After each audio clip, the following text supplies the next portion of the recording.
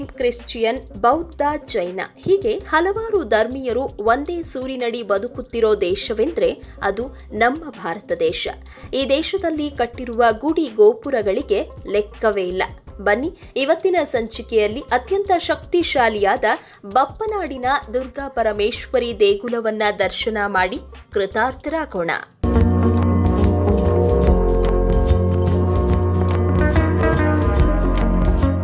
ಸಾಮಾನ್ಯವಾಗಿ ಹಿಂದೂ ದೇವಾಲಯಗಳನ್ನ ಹಿಂದೂ ಧರ್ಮೀಯರು ಕಟ್ಟಿಸಿರೋದರ ಬಗ್ಗೆ ನಾವು ಕೇಳಿರ್ತೀವಿ. ಆದರೆ ದುರ್ಗಾ ಪರಮೇಶ್ವರಿಯ ಈ ದೇವಾಲಯವನ್ನ ಮುಸ್ಲಿಂ ವ್ಯಾಪಾರಿಯೊಬ್ಬರು ಕಟ್ಟಿಸಿದ್ದಾರೆ. ಇದೇ ಕಾರಣದಿಂದಾಗಿ ಈ ಕ್ಷೇತ್ರ ಹೆಚ್ಚು ಪ್ರಸಿದ್ಧಿಯಾಗಿದ್ದು ಬಪ್ಪನಾಡಿನ ಡೋಲು ಹೆಚ್ಚು ಖ್ಯಾತಿಯಾಗಿದೆ. ಹೀಗಾಗಿ ಈ ದೇವಾಲಯದ ಆವರಣದಲ್ಲಿ ಬಹಳಷ್ಟು ಡೋಲುಗಳನ್ನು ನಾವು ಕಾಣಬಹುದಾಗಿದೆ. ಬೇರೆಲ್ಲ ಕ್ಷೇತ್ರದಲ್ಲಿ ಜಗನ್ಮಾತೆಯು ವಿಗ್ರಹ ರೂಪದಲ್ಲಿ ಪ್ರತಿಷ್ಠಾಪಿಸಲ್ಪಟ್ಟರೆ, ಈ ಕ್ಷೇತ್ರದಲ್ಲಿ ದುರ್ಗಾ ಪರಮೇಶ್ವರಿಯು ಲಿಂಗ ರೂಪದಲ್ಲಿ ನೆಲೆ ನಿಂತಿದ್ದಾಳೆ. ಇಲ್ಲಿನ ಪಾಣಿ ಪೀಠದ ಮೇಲೆ ದೇವಿಯ 5 ಲಿಂಗಗಳಿದ್ದು, ಆ ಲಿಂಗಗಳನ್ನ ಮೂಲದುರ್ಗ, ಅಗ್ನಿದುರ್ಗ, ಜಲದುರ್ಗ, ವನದುರ್ಗ, ಆಗ್ರಾದುರ್ಗ ಎಂದು ಕರೆಯಲಾಗುತ್ತೆ. ಈ ದೇಗುಲಕ್ಕೆ ಬಂದು ದೇವಿಗೆ ಹರಕೆಯನ್ನ ಹೊತ್ತುಕೊಳ್ಳೋದ್ರಿಂದ ವ್ಯಾಪಾರ ಸಮಸ್ಯೆ, ವೈವಾಹಿಕ ಸಮಸ್ಯೆ, ಕೌಟುಂಬಿಕ ಸಮಸ್ಯೆ, ಆರ್ಥಿಕ ಸಮಸ್ಯೆ ಹೀಗೆ ಅನೇಕ ಬಗೆಯ ಸಮಸ್ಯೆಗಳು ಆ ತಾಯಿಯ ಅನುಗ್ರಹದಿಂದ ದೂರವಾಗುತ್ತೆ ಅನ್ನೋದು ಇಲ್ಲಿಗೆ ಬರುವ ಭಕ್ತರ ಅಚಲವಾದ ನಂಬಿಕೆಯಾಗಿದೆ. ಇನ್ನು ಈ ಕ್ಷೇತ್ರದಲ್ಲಿ ಮುಸ್ಲಿಂ ವ್ಯಾಪಾರಿಯು ದೇವಿಗೆ ದೇವಾಲಯಗಳನ್ನ ಕಟ್ಟಿಸಿರೋದ್ರ ಹಿಂದೆ ಒಂದು ರೋಚಕವಾದ ಘಟನೆ ಕೂಡ ಇದೆ. ಬಹಳ ಹಿಂದೆ ಕೇರಳದ ಮುಸ್ಲಿಂ ವ್ಯಾಪಾರಿಯಾಗಿದ್ದ ಬಪ್ಪ ಬ್ಯಾರಿ ಅವರು ಒಮ್ಮೆ ವ್ಯಾಪಾರದ ಕಾರಣಕ್ಕೆ ಇಲ್ಲಿರುವ ಶಾಂಭವಿ ನದಿಯ ಮೂಲಕ ನೌಕಾಯಾನ ಮಾಡುತ್ತಿದ್ರು. ಆ ಸಮಯದಲ್ಲಿ ನದಿಯ ಪ್ರವಾಹಕ್ಕೆ ಬಪ್ಪ ಅವರ ಹಡಗು ಸಿಲುಕಿಕೊಂಡಿತ್ತು. ಇದರಿಂದ ದಿಕ್ಕು ತೋಚದೆ ಕುಳಿತು ಕಂಗಾಲಾಗಿದ್ದ ಬಪ್ಪ ಅವರಿಗೆ, ಭಕ್ತ, ನಾನು ಈ ನದಿಯಲ್ಲಿ ಲಿಂಗ ರೂಪದಲ್ಲಿ ನೆಲೆಸಿದ್ದೇನೆ, ನೀನು ನನಗೆ ದೇವಸ್ಥಾನವನ್ನ ಕಟ್ಟಿಸು, ನಿನಗೆ ಎಲ್ಲವೂ ಒಳ್ಳೆಯದಾಗುತ್ತೆ ಎನ್ನುವ ದೇವಿಯ ಅಶರೀರವಾಣಿ ಕೇಳಿಸಿತಂತೆ. ಈ ಮಾತನ್ನ ಕೇಳಿದ ಮೇಲೆ ಬಪ್ಪ ಅವರು ನದಿಯಿಂದ ಈಜಿಕೊಂಡು ಬಂದು ಮುಂದೆ ದೇವಿಗೆ ದೇವಾಲಯವನ್ನ ಕಟ್ಟಿಸಿದ್ರು ಎಂದು ಹೇಳಲಾಗುತ್ತೆ. ಬಪ್ಪ ಬ್ಯಾರಿ ಈ ದೇಗುಲವನ್ನ ನಿರ್ಮಿಸಿರೋದ್ರಿಂದ ಈ ದೇವಸ್ಥಾನವನ್ನ ಬಪ್ಪನಾಡು ಎಂದೇ ಕರೆಯಲಾಗುತ್ತೆ.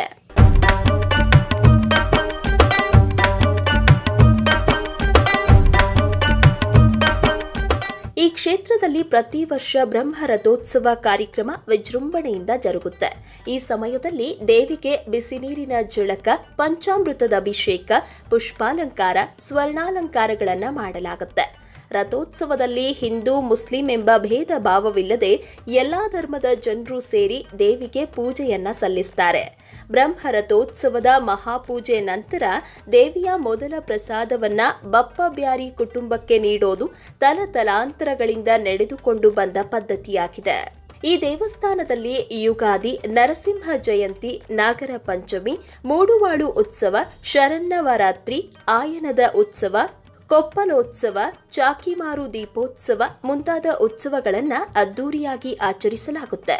ಶಕ್ತಿಶಾಲಿಯಾದ ದುರ್ಗಾ ಪರಮೇಶ್ವರಿ ಅಮ್ಮನವರನ್ನ ಬೆಳಗ್ಗೆ 5:30ರಿಂದ ಮಧ್ಯಾಹ್ನ 2 ಗಂಟೆಯವರೆಗೆ, ಸಾಯಂಕಾಲ 4 ಗಂಟೆಯಿಂದ ರಾತ್ರಿ 9 ಗಂಟೆವರೆಗೆ ದರ್ಶನ ಮಾಡಬಹುದಾಗಿದ್ದು, ಇಲ್ಲಿಗೆ ಬರುವ ಭಕ್ತಾದಿಗಳು ದೇವಿಗೆ ಕುಂಕುಮಾರ್ಚನೆ, ಕಾರ್ತಿಕ ಪೂಜೆ, ಕರ್ಪೂರದಾರತಿ, ಶ್ರೀದೇವಿ ಪಾರಾಯಣ, ಕ್ಷೀರ ಪಾಯಸ ಸೇವೆ, ಹೂವಿನ ಪೂಜೆ, ಅಲಂಕಾರ ಪೂಜೆ, ಲಲಿತಾ ಸಹಸ್ರನಾಮಾರ್ಚನೆ ಮುಂತಾದ ಸೇವೆಗಳನ್ನ ಮಾಡಿಸಬಹುದಾಗಿದ್ದು, 1,001 ರೂಪಾಯಿ ಕೊಟ್ಟು ಶಾಶ್ವತ ಸೇವಾ ಪೂಜೆಯನ್ನ ಕೂಡ ಮಾಡಿಸಬಹುದಾಗಿದೆ.